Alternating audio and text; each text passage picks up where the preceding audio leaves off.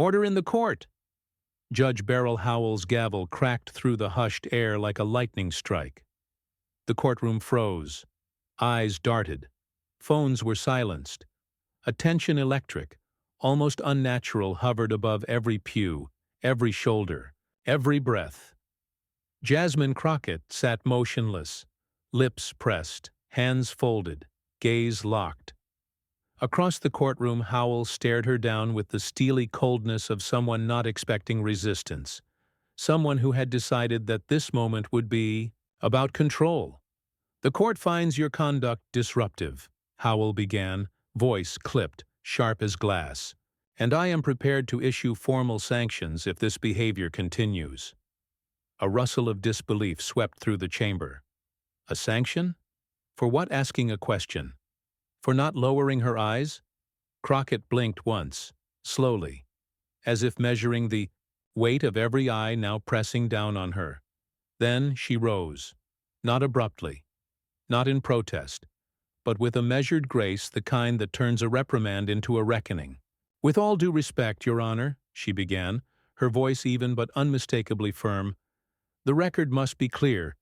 I will not sit silent while the integrity of this process is compromised." Gasps, audible. A reporter nearly dropped their pen. Howell leaned forward, gavel raised once more.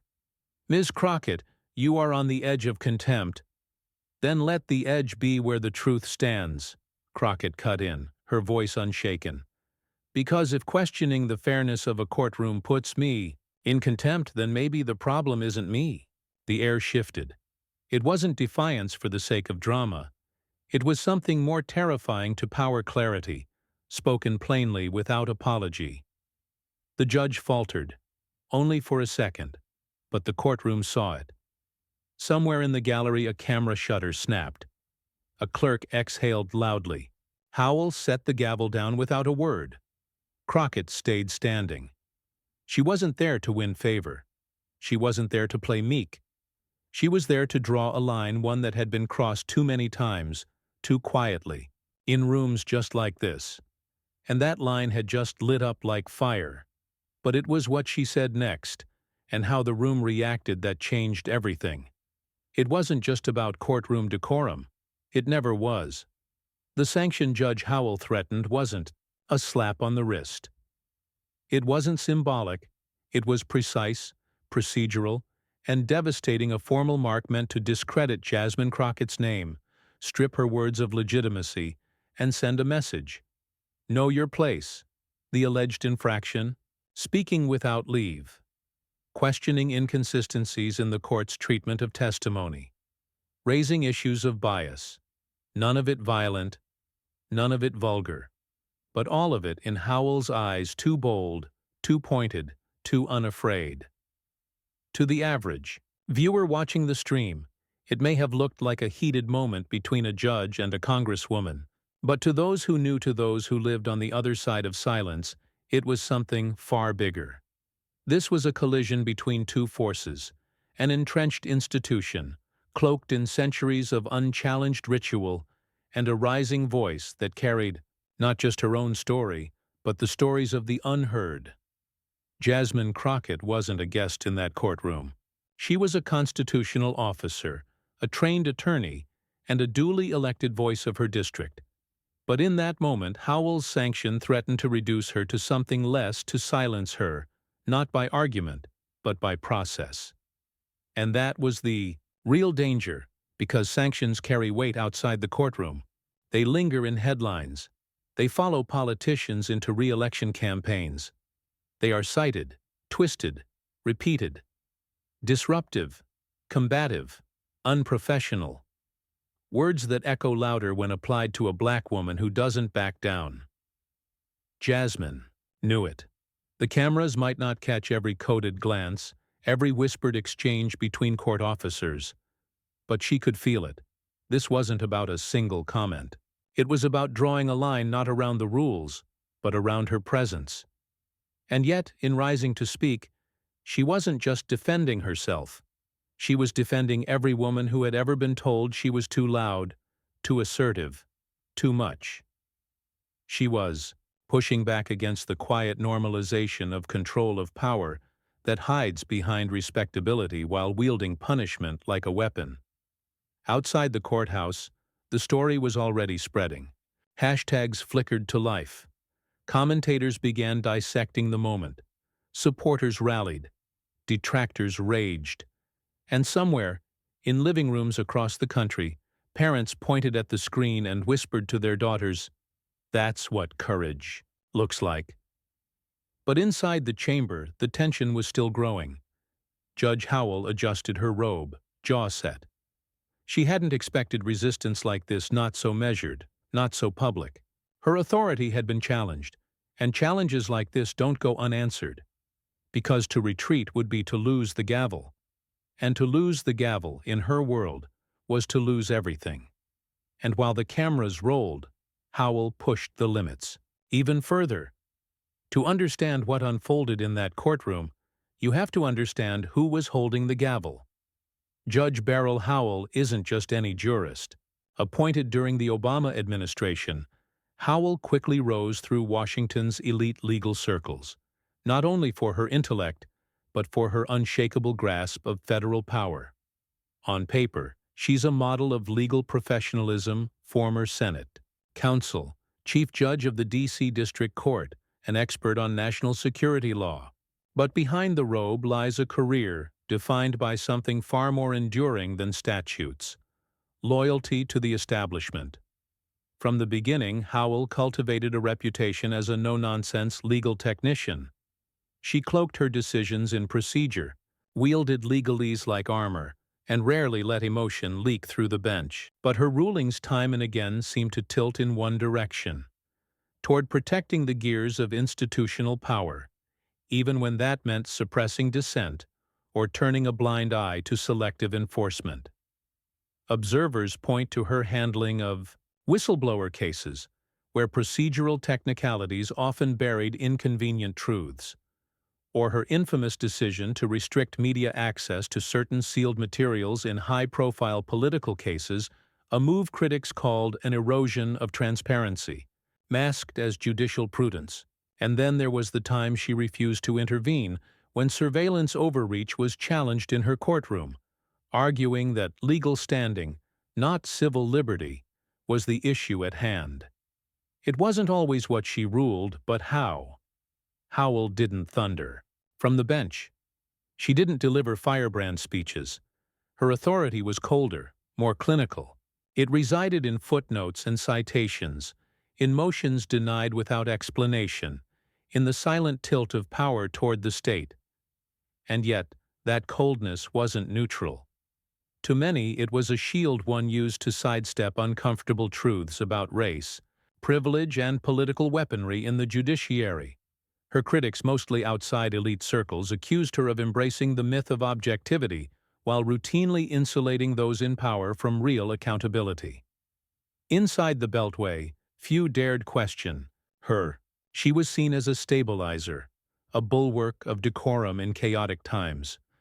But for those on the outside, those who knew what it meant to be silenced by process, Howell was something else. The face of a system that punishes tone more than truth, form over fairness. And then came the contradictions. While warning against political grandstanding in her courtroom, she frequently allowed expansive prosecutorial leeway for federal agencies. While admonishing attorneys for decorum, she was known to interrupt, scold, and belittle those she deemed out of line, especially younger lawyers, and especially women of color. It was subtle, but it was visible. There was the heated exchange with the defense attorney who questioned evidence protocols. Howell dismissed the concern as irrelevant posturing, or her infamous warning to a journalist covering an espionage case: "Your interpretation is not the court's concern." Moments like these painted a portrait of a judge less interested in balance than in control. And control, to Howell, was sacred, because Howell's power wasn't just derived from her rulings. It came from her ability to shape the very room she occupied, to set the rules, to define what was permissible, to decide who got to speak and who got shut down. In her courtroom, authority was not to be questioned. Reverence wasn't suggested. It was demanded.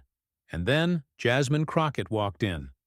She didn't fit the mold Howell expected. She wasn't deferential. She wasn't wide-eyed. She wasn't there to be taught a lesson. She had the legal chops to stand her ground and the political courage to know when the moment mattered. She didn't yell. She didn't flinch. She simply challenged the narrative calmly, factually, publicly. And for Howell, that was a problem. Because for all her years on the bench, all her tightly managed decorum, all her footnotes and formality, Howell had never encountered someone who knew exactly how to dismantle power without raising their voice. But Howell had never met anyone like Jasmine Crockett. Before the bright lights, before the congressional hearings and viral clips, Jasmine Crockett stood alone in dimly lit courtrooms, defending clients the system had already written off. She wasn't born into power. She earned every inch of ground she walked on. Raised in St. Louis, Jasmine's earliest lessons weren't from textbooks, but from watching how power moved who it protected, who it ignored. She saw neighbors pulled over for nothing, watched friends, searched for wearing the wrong hoodie at the wrong time, and she heard the way people lowered their voices when talking about the law, as if justice was something you had to tiptoe around. That stuck with her. She went to law school not to fit in, but to push back, to walk into those institutions not as a guest, but as a challenger. And when she passed the bar, she didn't head for a corner office in a glass building. She opened her own small practice focused on civil rights, police accountability, and giving voice to the voiceless in Texas courtrooms that too often chewed people up without blinking. Her style wasn't polite. It was purposeful. She asked the questions others avoided. She called out prosecutors who withheld evidence. She demanded due process even when the court rolled its eyes. Her clients didn't always win, but they always knew someone was fighting like hell for them. That reputation grew. And then 2020 happened. As protests roared across America in the wake of George Floyd's murder, Crockett didn't just march. She organized. She helped get people out of jail. She used her platform to explain rights, expose loopholes, and challenge police departments live on air. People listened, not because she was loud, but because she was clear, grounded, righteous, without being self-righteous. That year, she ran for the Texas House. The establishment didn't love it. She didn't have the right connections. She wasn't afraid to name names, and she didn't traffic in vague promises. She talked about economic justice, racial equity, and protecting the vote not in abstract terms, but with stories from her own clients, her own life, and she won. Once in office, Crockett brought the same courtroom fire to the House floor. She sparred with colleagues who peddled conspiracy theories. She called out laws designed to suppress turnout. She refused to be the token voice of diversity and demanded to be heard as a policymaker, not a symbol. That refusal made headlines and enemies. In 2022, after a political shuffle, she announced her run for U.S. Congress. Her opponent had more money, more institutional backing, and far more connections. But Crockett had something different. Momentum. She knocked on doors herself. She showed up in neighborhoods most candidates ignored. She held forums where she listened more than she spoke. And in every conversation, she made one thing clear. I know what it's like to be dismissed. I'm here to make sure you're never silenced again. When she won her seat in the House, she wasn't content to blend in. She joined the Congressional Black Caucus and immediately pushed for deeper protections on voting rights. She grilled federal officials on systemic discrimination. She spoke out unapologetically when Texas lawmakers tried to criminalize protest. And every time the media tried to reduce her to sound bites or stereotypes, she reminded them, I'm a lawyer, I'm a legislator, and I'm not here to be palatable. But it wasn't just fire that defined her. It was precision. Crockett didn't shout for attention. She dissected arguments. She cited precedent. She used the law not just as a shield, but as a scalpel to cut through doublespeak, to expose hypocrisy, to remind America what justice was supposed to mean. That's what made her dangerous to the system. She couldn't be baited. She couldn't be bought. And she couldn't be boxed into the narrative of the angry black woman, because her calm was more threatening than any outburst. So when she walked into that courtroom to speak out on a civil liberties case tied to police overreach, she knew the risks. She knew the judge. She knew the playbook. And she knew they would try to shrink her. But Jasmine Crockett doesn't shrink. She listens. She studies. She reads the room and then rewrites the script, because when you've stood alone in front of judges who assumed you didn't belong, when you've watched clients get buried under systems designed to erase them, when you've had your very presence treated as provocation, you don't flinch. You calculate. So when the sanction threat came, she didn't flinch. She calculated. The courtroom buzzed with a low, nervous hum, the kind of energy that builds before something breaks. Judge Howell's gaze was fixed on Jasmine Crockett, like a laser through glass. The gavel rested on its block, unused for the moment, but present like a loaded weapon. Crockett remained standing. No shift in posture, no sign of retreat. "Ms. Crockett," Howell said, her voice slicing through the silence, "you are testing the patience of this court." Crockett blinked once. "I'm testing the boundaries of fairness, Your Honor." The words didn't shout, they landed. Sharp, measured, defiant in restraint. Gasps scattered through the gallery like dropped pins. A journalist whispered into their recorder. The clicking of camera shutters resumed in cautious bursts. Every angle was being captured, every syllable recorded. Howell leaned forward. "I'm giving you one final opportunity to comport yourself appropriately, or I will move forward with sanctions." "And I'm giving the court one final opportunity," Crockett said evenly, "to explain what rule I've actually broken." The air snapped. A beat passed too long for comfort. Howell's jaw tightened. "You're interrupting formal proceedings. You're refusing to adhere to procedural decorum. That's enough." "That's not enough," Crockett replied, voice calm as ever. "That's vague. That's subjective. And that's dangerous." Murmurs rose from the back rows. A few heads nodded. One man leaned forward, elbows on knees, transfixed. A clerk at the bench shifted uncomfortably.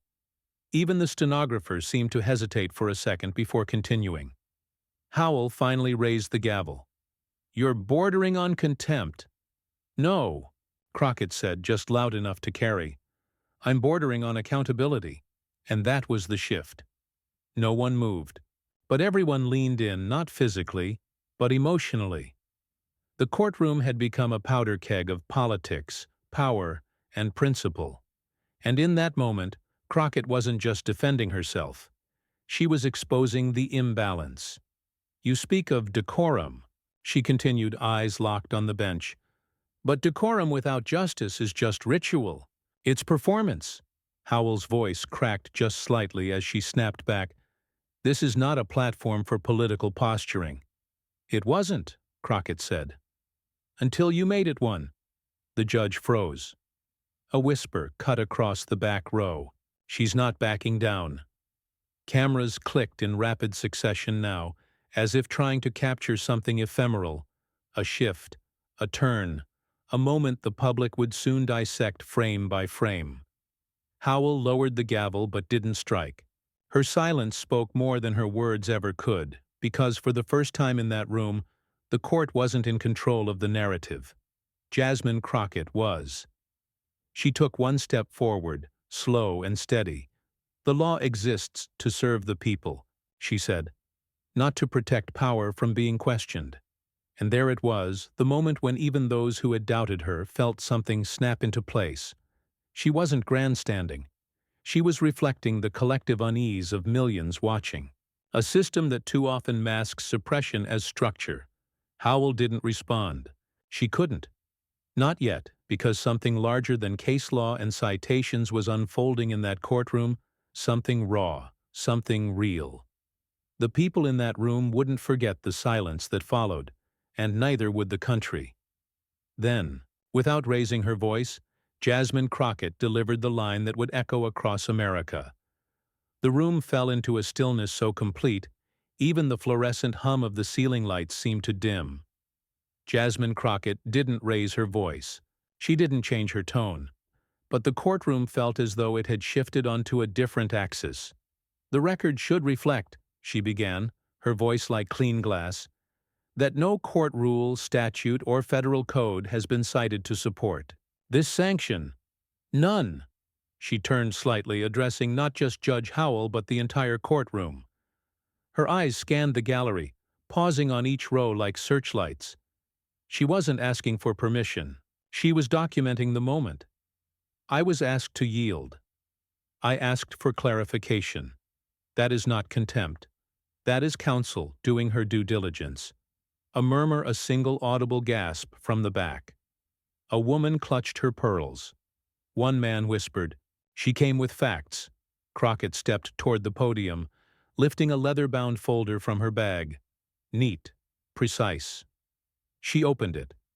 Rule 11 of the Federal Rules of Civil Procedure outlines grounds for sanction. "I've reviewed it. Thoroughly.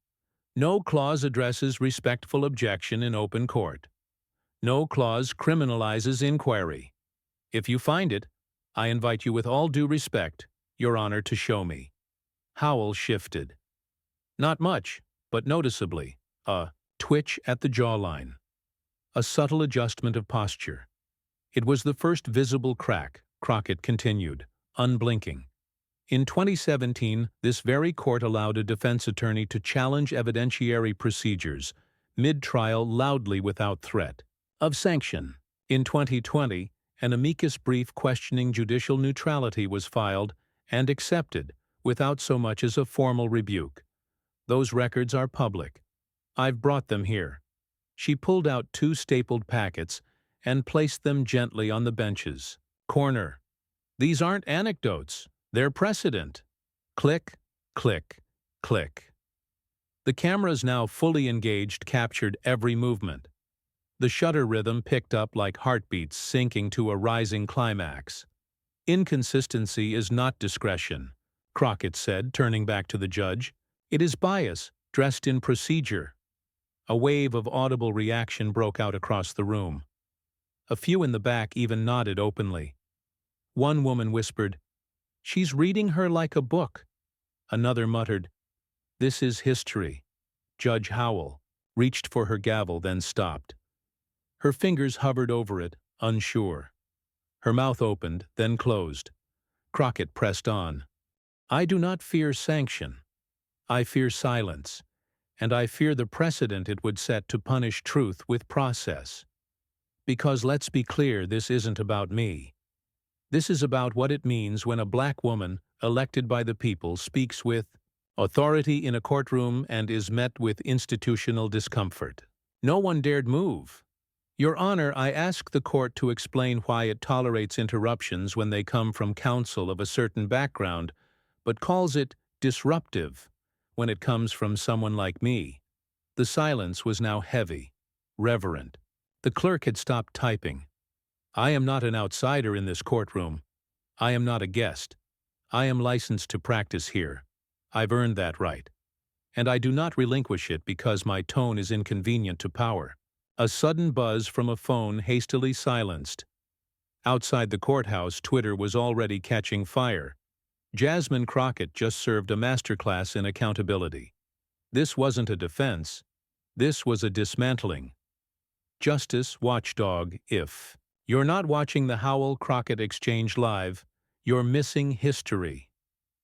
Truth and tea. I've never seen a takedown this graceful. She's not yelling. She's not even sweating. Woke jurist inside. Crockett wasn't done. "You said I was bordering on contempt. I submit that contempt is not challenging power, it's abusing it." Her eyes bore into Howell's. "It is not contempt to ask that the law apply equally. It is not contempt to know my rights. And it is not contempt to refuse to bow when I have done nothing wrong." Pause. Contempt would be knowing the rules and still breaking them. So if there is contempt in this courtroom, it didn't come from me. There it was, the final blow, not shouted, not dramatic. Just placed gently on the table like the closing book of a trial whose verdict had already been written in the public conscience. The room exhaled. One woman in the front row mouthed, "Yes." A man behind her whispered, "She just ended it." A reporter looked down at his laptop, shook his head, and muttered, "There's no headline big enough for this." Howell remained frozen. For a moment she seemed to reach for her gavel again, but her hand hesitated. The grip faltered. It fell away. She adjusted her robe, sat back. The judge, once the undisputed authority in the room, now looked small. Not humiliated, but undeniably diminished. Not by rudeness or disrespect, but by the rare, unrelenting force of truth. And Jasmine Crockett stood there, unmoved. No gloating, no smirk. Just calm.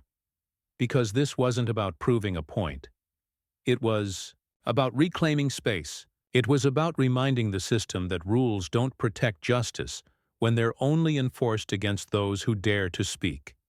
She closed her folder, stepped back, and waited, and when she ended her statement, the judge was speechless. The silence in the courtroom was almost sacred, not the kind demanded by a gavel, but the kind born from awe. Jasmine Crockett didn't raise her voice. She didn't flinch. She simply began to speak, and every word struck like a hammer wrapped in silk. "Your Honor," she said, measured, steady, "I rise not out of defiance, but out of duty. Duty to the truth, duty to the law, and duty to every person watching. This who believes the courtroom is where fairness lives." Judge Beryl Howell said nothing. Her eyes narrowed, lips tight.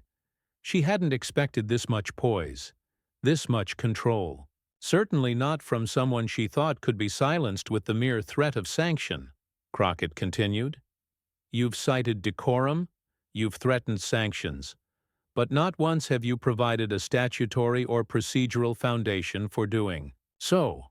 So for the sake of clarity and this record, allow me to clarify what the law actually says." She pulled a tabbed binder from her satchel and opened it like scripture.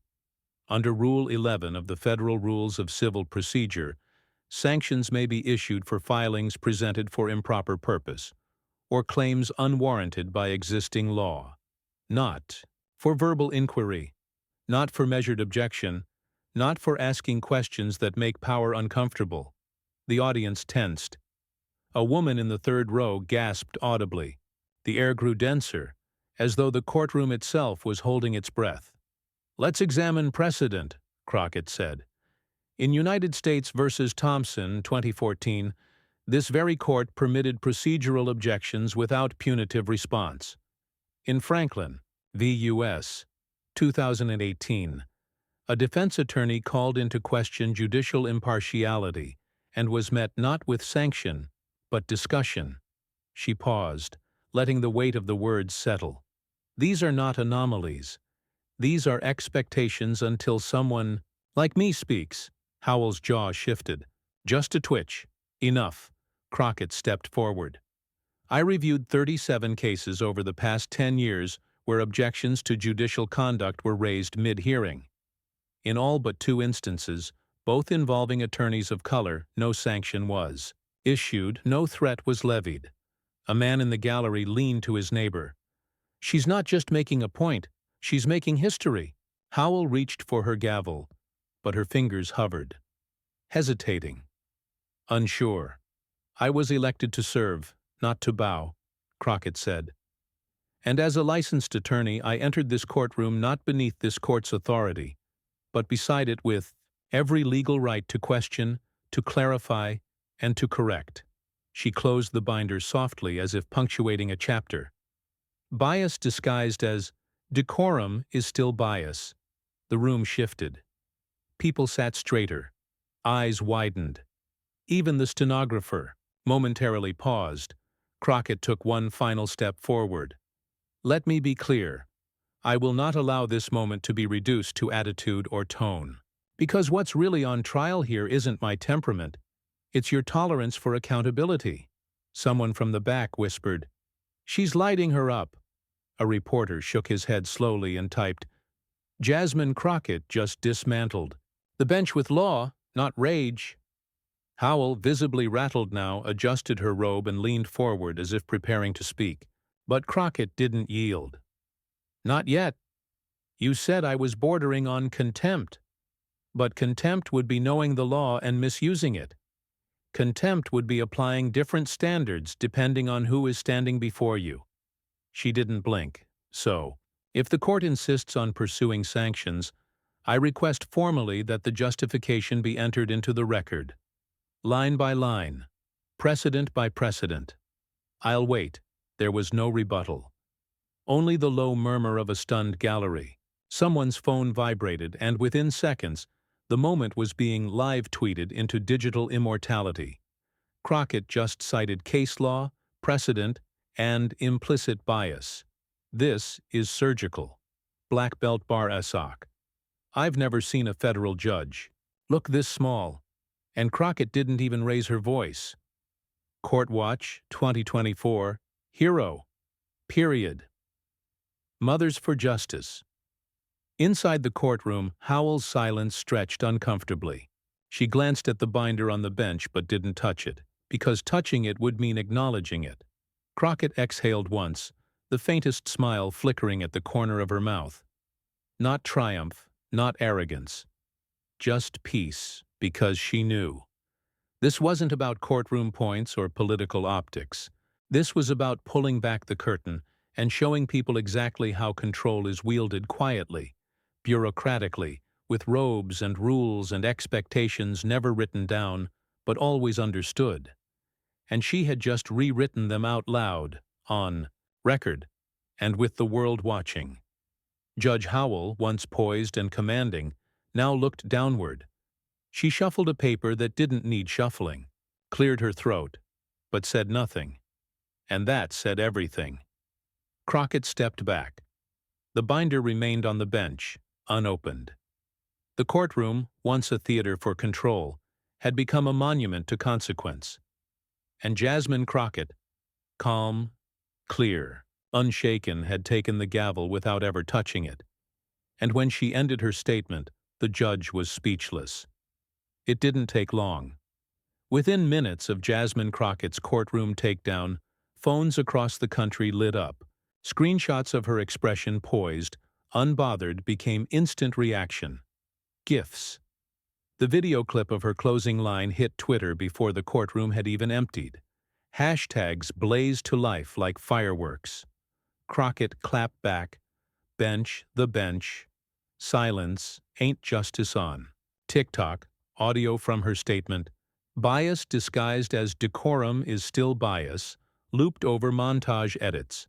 Crockett walking into the courtroom, Howell's stiff glare. A slow zoom on Crockett's binder landing on the bench. Edits turned her into an icon. But the internet did more than celebrate her. It claimed her. A popular Gen Z creator, a court queen Kia, posted a side-by-side reaction video with the caption, "Y'all, she didn't raise her voice once. Not once." And the judge looked like she saw a ghost. This is what justice sounds like. Crockett clapped back. It racked up 3.2 million views overnight. Memes exploded across platforms. One showed Howell behind the bench with the caption, "When you threaten a black woman with sanctions, and she brings a binder of case law." Another showed Crockett as Katniss from the Hunger Games, binder in hand, flames behind her. But it wasn't just humor. The resonance ran deeper. Prominent civil rights attorneys posted full breakdowns of her legal argument, pointing out how deftly she invoked precedent and dismantled judicial overreach. Law professors called it a masterclass in courtroom composure. Some even assigned the moment as case study material within 48 hours. And then came the heavy hitters. Ava DuVernay tweeted, "This isn't just a courtroom moment. It's a cultural shift." Jasmine Crockett stood her ground and made it impossible to look away. Silence ain't justice. Kerry Washington, quote tweeted the viral clip with a single word, Queen. Representative Ayanna Pressley added, "Our sister in the fight for justice. The courtroom isn't ready for this kind of truth." Crockett clapped back. Even Michelle Obama shared the moment on Instagram stories with a quiet message. Sometimes dignity is the loudest voice in the room. And as the video crossed platforms from MSNBC commentary panels to late-night comedy monologues, the line between political moment and cultural movement blurred. Saturday Night Live ran a sketch titled Binder Justice, where an actor playing Crockett calmly took down various public figures, a parody that drew more applause than laughter. On The Daily Show, guest host Wanda Sykes opened with, "You ever seen a judge get undressed with nothing but precedent and poise?" Jasmine Crockett didn't just read the room, she rewrote the script. But the loudest reactions didn't come from celebrities or pundits. They came from the people. Mothers filmed videos with their daughters saying, "This is why we teach you to speak up." College students staged binder walks on campuses' silent demonstrations, where students dressed in blazers and carried binders to protest institutional silence. And across small-town courthouses and big-city bar associations, something began to stir. A reminder echoed over and over. The law isn't neutral if it punishes confidence and rewards quiet compliance. For many, Jasmine Crockett wasn't just a congresswoman or an attorney. She had become something more powerful, a stand-in. For every moment they had been asked to lower their eyes, drop their voice, shrink their presence. She didn't, and that act so calm, so deliberate rippled outward like a bell, tolling over a nation that's too often grown numb to injustice dressed in protocol. New York Times op-ed headlines read, "When Grace Becomes Resistance, Crockett and the New Language of Legal Accountability." An opinion piece in The Atlantic argued that Crockett had unlocked a new kind of courtroom rhetoric, one rooted in calm authority that unmasks power by refusing to perform for it. But behind the headlines and trending tags, Crockett herself remained quiet for the moment. No victory lap, no thread explaining her strategy. Just a single pinned tweet. This was never about going viral. It was about being heard. And people heard her. They heard her in classrooms, in courtrooms, in boardrooms where tone is still policed more than intent. They heard her in the eyes of every woman who stood a little taller the next day. They heard her in every conversation about who gets to speak and who gets punished for speaking. But while the world fixated on the moment, Crockett was already thinking beyond it. Because behind the viral fame, Crockett's real goal was just beginning. Outside the courthouse, the steps were packed, cameras pointed, microphones extended. Reporters jostled for space. But Jasmine Crockett didn't rush. She emerged slowly, calmly, not as a victor, but as a vessel for something far bigger than a courtroom clash. She didn't wear triumph on her sleeve. She wore purpose. A journalist called out, "Congresswoman, do you have any regrets about today's exchange?" Crockett paused, tilted her head, then answered the way she had handled everything else that day with clarity. "I don't regret telling the truth," she said. "And I don't regret defending my right to speak it." The crowd hushed, leaning in. "This was never about me versus a judge," she continued. "It's not personal, it's structural. Because too often, people mistake discomfort for disrespect, especially when it's a woman of color who refuses to shrink." Flashes popped. A few people clapped, unprompted.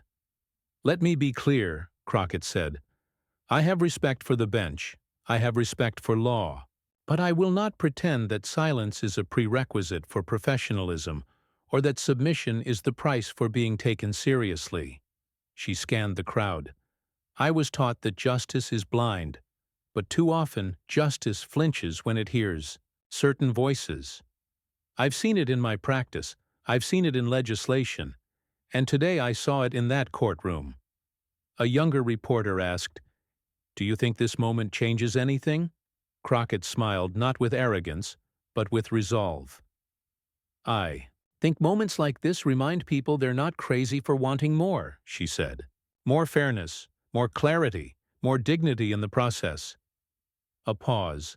Then she added, "You know, we're told to play by the rules. But what happens when the rules are used to punish us for playing? When power hides behind protocol and decorum becomes the new disguise for control?" Murmurs of agreement rippled through the crowd. Some nodded. One woman dabbed her eyes. "This wasn't just a legal moment," Crockett said. "It was a mirror for every institution that punishes voice over violence, for every boardroom, classroom, and courtroom where people are told to know their place." And then she grounded it all in the universal. "But here's what. I've learned dignity isn't given. It's chosen. You hold on to it when the room wants to strip it from you. You carry it, not for applause, but for legacy." Behind her, aides shifted nervously. She was going off script now, but the people weren't moving. Every woman, every person who's been told they're too passionate, too direct, too much. "This moment is for you." A few cheers broke out. More phones went up. The world was watching. And to every young person watching this thinking, "I don't belong in that room." Yes, you do. And you don't need to change your voice to be heard. You just need to know its worth. She looked out over the steps. A silence fell again, but this time it was reverent. Crockett took a breath and then delivered the closing line that would be quoted for years to come. "Justice doesn't begin when the gavel drops. It begins the moment someone dares to speak with dignity and refuses to give it up." And what she said in closing made everyone rethink what justice should look like in America. She stood her ground. In a courtroom designed to silence her, Jasmine Crockett didn't raise her voice. She raised the standard, and in doing so, she forced a nation to ask, when power is used to punish truth, what does justice really look like? This wasn't just a legal standoff. It was a moment of moral clarity, a reminder that courage doesn't always roar sometimes. It speaks calmly, backed by truth, wrapped in dignity, and aimed straight at systems that count on our silence. Judge Beryl Howell tried to sanction her, tried to diminish her, tried to make an example out of her, and she did, but not in the way she intended. Jasmine Crockett became the example of what it looks like when dignity refuses to bow, when composure becomes resistance, when speaking up becomes a movement. Now the question is yours. What side of history will you be on? If you believe that silence isn't safety but submission, if you believe the courtroom, the classroom, the Congress all deserve voices like Jasmine's, if you believe that rules should serve people not suppress them, then be part of this. Hit that subscribe button. Share this story. Drop a comment below. What did you feel when Crockett stood her ground? Because moments like this don't just happen, they ripple. And the more we watch, the more we speak, the louder they echo. Let them know the people are watching.